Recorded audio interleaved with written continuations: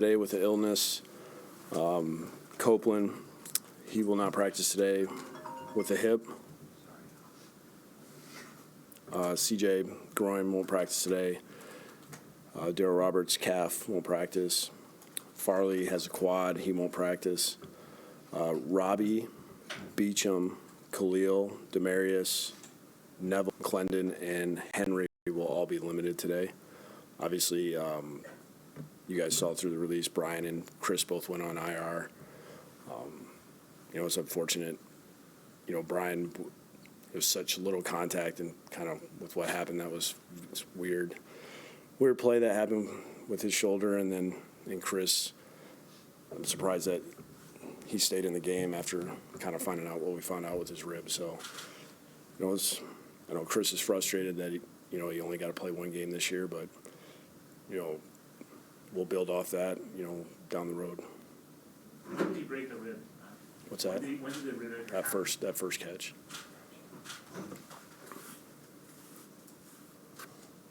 Is Le'Veon illness just a routine? Yeah, I don't think it's nothing serious. Not on I hope not. Too soon, Don. Yeah, that way too soon. And when you obviously break the season into quarters, so your second game and third quarter. Entering this third quarter, what was your goal? Really, for us, it's. I know it seems so cliche, but just the improvement each week, building off of last week, trying to find ways to even be more consistent from the last game. Offensively and defensively, the complementary football, that's been a big point of emphasis for us. We still didn't get it as consistently as we wanted. We get a 4th and 1 stop, and we go 3 and out. We don't get any points out of that at the end of the half. Just trying to build off the small victories that we had on Sunday. There was some good back and forth drives for us with offense and defense and special teams, and it's just trying to get that to be more consistent. When you address your team, like entering a quarter, do you actually frame it that way? Like this is the next quarter? Yeah, we go through it like that, where we take those 4 games, and really for me, especially where we're at right now, we're such a focusing on that one game. Just kind of show where we were at the weeks before, and then say, hey, this is the second game of the quarter, and here's what we're trying to accomplish, and here's what we're trying to accomplish this week. How do you view those stretches where, like the second quarter on Sunday, where the offense doesn't play as well as they did in the first quarter? Yeah. Like, if you hit the flea flicker, it looks different. So Yeah. it's kind of like one play makes a huge difference. Yeah. How do you view those stretches? It's kind of, it's kind of football.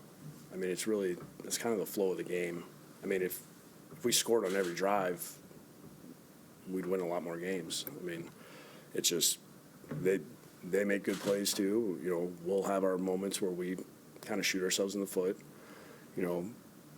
Sometimes drives stall out. You'd love to avoid the 3 and outs and the negative plays or the penalties. If you lose out on a drive and you are at least clean, it doesn't feel as bad, but you always want to try to put something together and get multiple plays in a drive, so you're just not 3 and out, punting, and then your defense is run back on the field. Is Compton a likely replacement for Richards? Yeah, we're running out of bodies. You have a special appreciation, Adam. You've mentioned he was put together with Scotch tape a couple weeks ago, but it's tough this precedes you. But do you admire a player like that? Yeah, he doesn't complain about it. He practices every day. Or he did. Just kind of seeing how he operated since I've been here. He was always one of those guys that you always see around.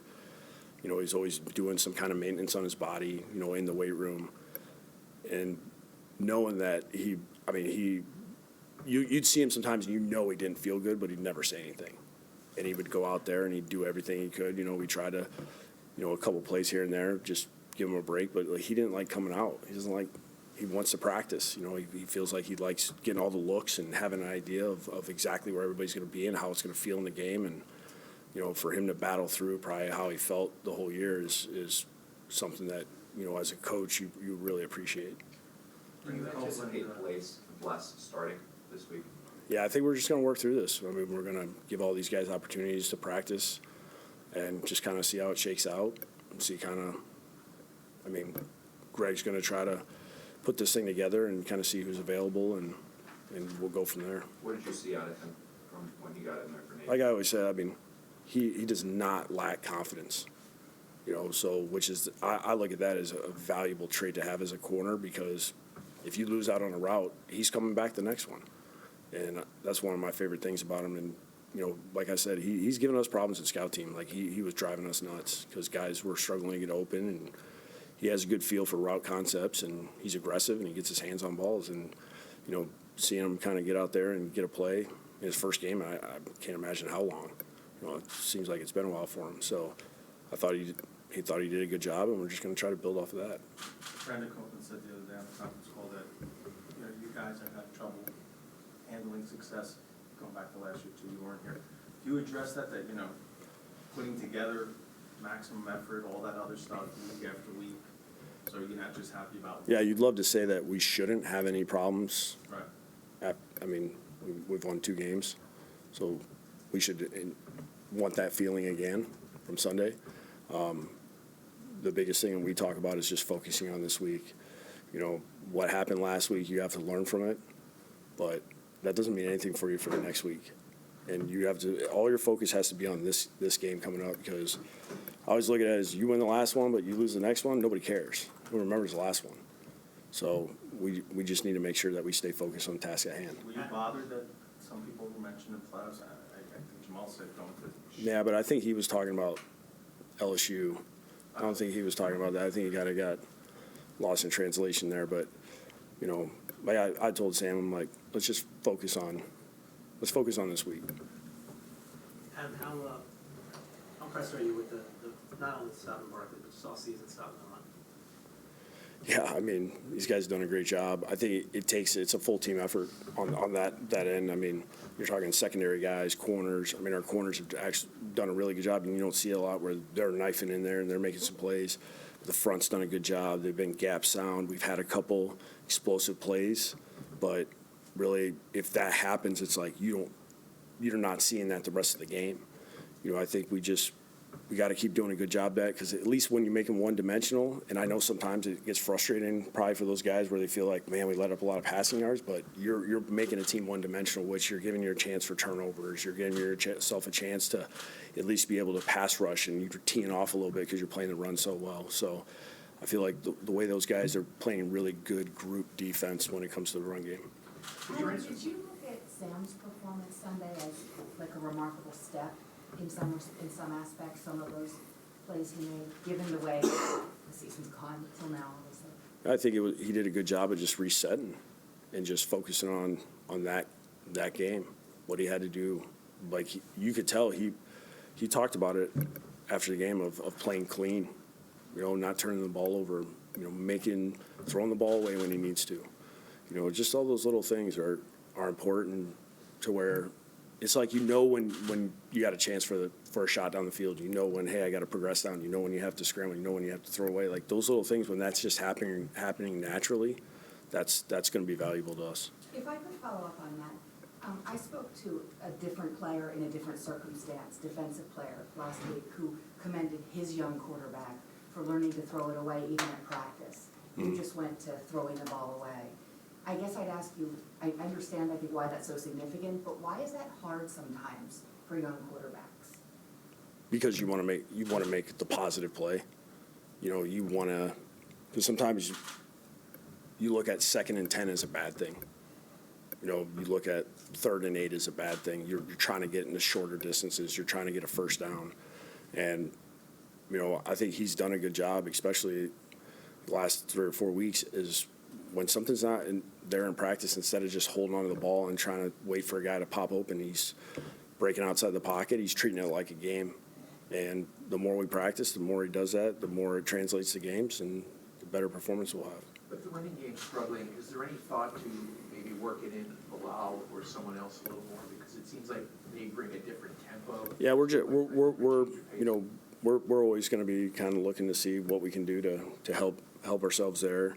We're turning the wheels, just trying to figure out really, kind of what our issues have been. I think we've run into some teams that their priority is stopping the run, You know, it's just kind of some of these teams are built that way. You know, that's really not, you know, we got to still find a way to be productive. We haven't really been very efficient, I should say. You know, we've had our moments where, you know, it's short yardage or it's second and short and we're getting first downs, but, you know, we've had too many times where we're getting negative yards or just stuffed at the line of scrimmage. So we just got to do a good job of kind of cleaning a lot of things up. Take a couple more. There's a. There's a workout scheduled this weekend for Colin Kaepernick in Atlanta. Do you know if the team will have interest in attending that? And do you think there's a place in the NFL for a quarterback who's at it? Yeah, I'm worried about. I got to worry about this week. That's what my job is. That's a question for the personnel guys. Adam, I know you said a week or two ago you've had seasons with injuries the last 2 years, just like this. Yeah. But two more guys, two more starters on IR. Have you had any moments where you're just kind of like, you know, what the hell when these guys when they come to you and tell you the injury news each week? No, I think the Chris Herndon one that caught me a little bit off guard. That was, at least, you know, I saw Brian on the field, the kind of the way he was, kind of the way his body language was and the way he was laying there. And when I went out there, then they kind of let me know what was going on. You know, Chris was a little bit of surprise because, you know, he didn't really say anything. He just kind of was battling through it. So that one was a little bit of surprise, but it is. For me, I look at it for them because coaches, we can, you know, we can do this a lot longer than those guys can play. Their windows are really small. So when they lose out on the season, it's a big deal for them because, you know, Father Time's not going to, like, be like, hey, you had a year off there, we'll give you another one. I mean, it's every year is important to these guys. What about what it does to you as a team, though, like just losing starter after starter after starter? These guys have done a good job, man. They just, you know, put their chips back in the middle and just go to work, and they know that's something they can't control, and they keep fighting through it. Last one from Matt. Andy. Going back to kind of that risk management thing, what did you think of the throw Sam made to Robbie? First of all, like how tough of a throw was that, and then that decision to be able to get that ball off? Yeah, it was a really good throw. Probably one of the best throws I've seen. You know, just I asked him about it. He said he felt like he was aligned right. You know, he hadn't really been like he's like, I know the guy had me, but I felt like I had everything under control and it was good. I don't think he was ready for that second part of the hit, where he almost got sawed in half. But you know, like the fact that he felt like he was on point on it, that's a good thing. With everything that's happened to Chris, obviously, how big of a pickup and how important has Ryan been for you guys? Yeah, it's been. We're lucky we have him. He's been probably our most consistent guy throughout the entire year. His play never. It's not peaks and valley. It's just he just consistently gets better. Makes plays when he has to make. When his number's called, he makes a play. Was there ever concern based on what you'd gone through right before you got him, like the reason he was available, or was that just washed away right away? No, there was no concern for me. Thank you.